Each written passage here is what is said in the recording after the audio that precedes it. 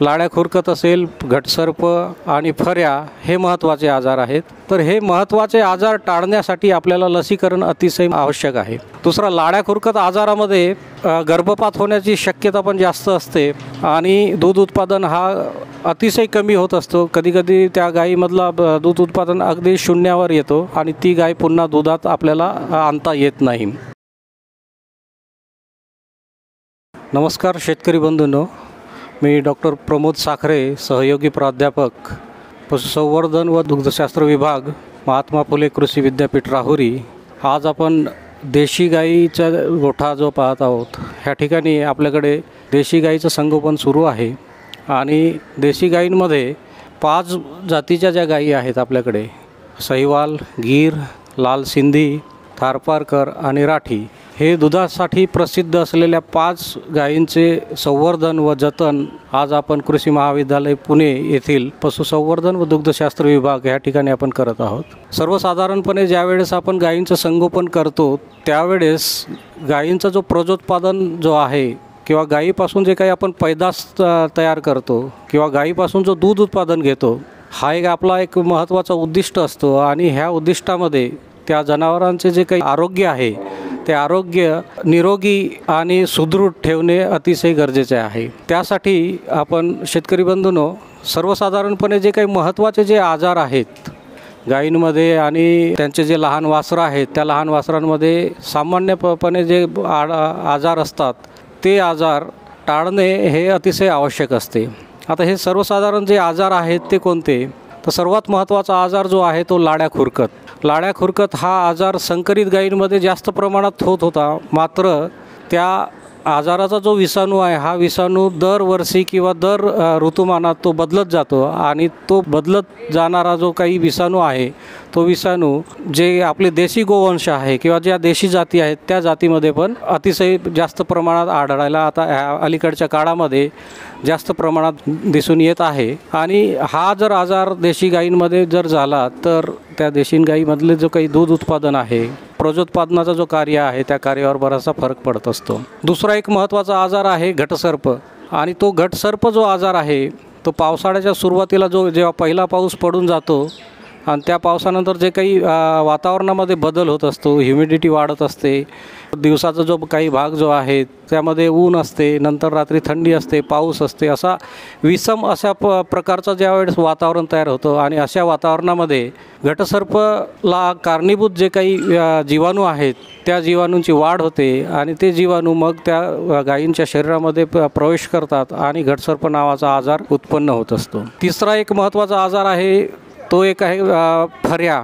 फऱ्या हा आजारसुद्धा पावसाळ्यामध्ये जास्त प्रमाणात आढळून येतो। फऱ्याचे जे काही जीवाणू आहेत ते बरेच काळपर्यंत मातीमध्ये किंवा गोठ्यातील जी काही आजूबाजूचा परिसर आहे, ज्या ठिकाणी शेण आहे आणि माती, अशा त्या परिसरामध्ये जे फऱ्या जीवाणूचे जो सुप्तावस्थेतील जे काही स्पोर्स आहेत ते स्पोर्स सुप्तावस्थेत असतात आणि ज्यावेळेस पहिला पाऊस पडून जातो आणि ज्यावेळेस त्या जीवाणूला अनुकूल असं जे वातावरण निर्माण होतं त्यावेळेस तो ॲक्टिव्ह होतो आणि त्या जीवाणूचं मल्टिप्लिकेशन होतं आणि तो जीवाणू ज्यावेळेस गायींच्या शरीरात प्रवेश करतो त्यानंतर फऱ्या नावाचा आजार उत्पन्न होत असतो। असे हे 2-3 जे आजार आहेत, लाड्या खुरकत असेल, घटसर्प आणि फऱ्या, हे महत्त्वाचे आजार आहेत। तर हे महत्त्वाचे आजार टाळण्यासाठी आपल्याला लसीकरण अतिशय आवश्यक आहे, कारण हे आजार ज्यावेळेस जनावरांमध्ये लागण झाल्यानंतर ज्यावेळेस त्यांचे जे काही सिम्पटम्स असतील, लक्षणे उत्पन्न होतात, नंतर मग आपण ते उपचार करत असतो। तर उपचारामध्ये जे काही आपण प्रतिजैविके म्हणा किंवा ज्या काही औषधी वापरतो त्या औषधीवरचा जो खर्च आहे तो खर्च अतिशय जास्त प्रमाणात होत असते। तसेच उपचार करण्याचा जो कालावधी आहे त्या कालावधीमध्ये ह्या आजारामुळे दूध उत्पादनामध्ये कमी येत असते, दूध उत्पादनामध्ये घट होत असते। दुसरा, लाड्या खुरकत आजारामध्ये प्रसंगी गर्भपात होण्याची शक्यता पण जास्त असते आणि दूध उत्पादन हा अतिशय कमी होत असतो। कधीकधी त्या गायीमधला दूध उत्पादन अगदी शून्यावर येतो आणि ती गाय पुन्हा दुधात आपल्याला आणता येत नाही। त्यामुळे जे महत्त्वाचे जे आजार आहेत त्या महत्त्वाच्या आजारामुळे होणारा जो नुकसान आहे, हा नुकसान टाळण्यासाठी आपल्याला लसीकरण करणे फार गरजेचं आहे. आता लसीकरण करताना आपण अलीकडेच एक नव्याने उद्भवलेला जो आजार आहे, महाराष्ट्रातील सगळ्या भागामध्ये विशेषतः देशी गाय असो किंवा संकरित गाय असो, ह्या दोन्ही प्रकारच्या गायींमध्ये जो एक विषाणूजन्य आजार आला आणि ज्या आजारामुळे अतिशय आणि अतोनात नुकसान झाला, तो आजार आहे लंपी स्किन डिसीज.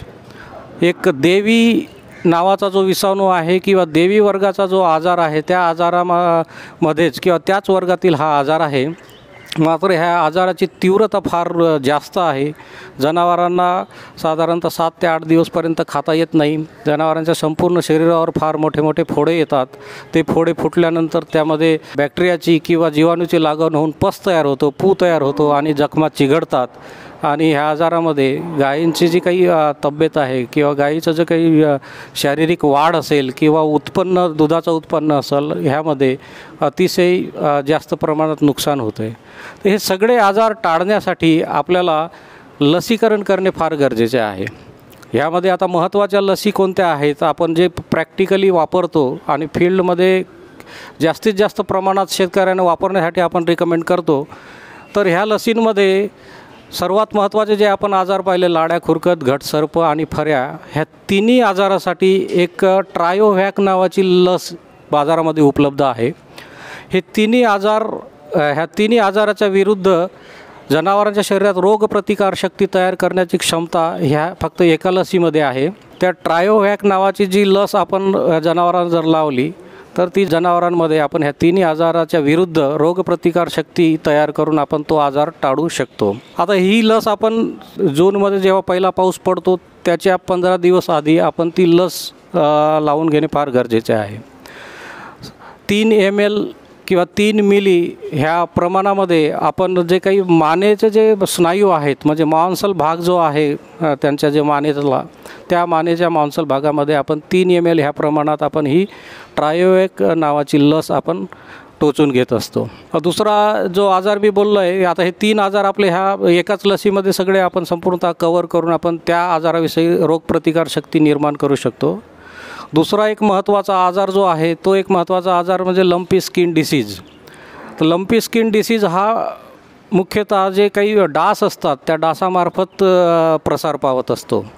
जे ह्या आजाराला कारणीभूत असलेले जे काही विषाणू आहेत, हे विषाणू त्या डासाच्या रक्तामध्ये असतात आणि ते डास जर निरोगी किंवा सुदृढ जनावरांना जर चावले तर ते त्या विषाणूचा प्रसार करत असतात आणि ह्यामुळे तो आजार वाढत असतो.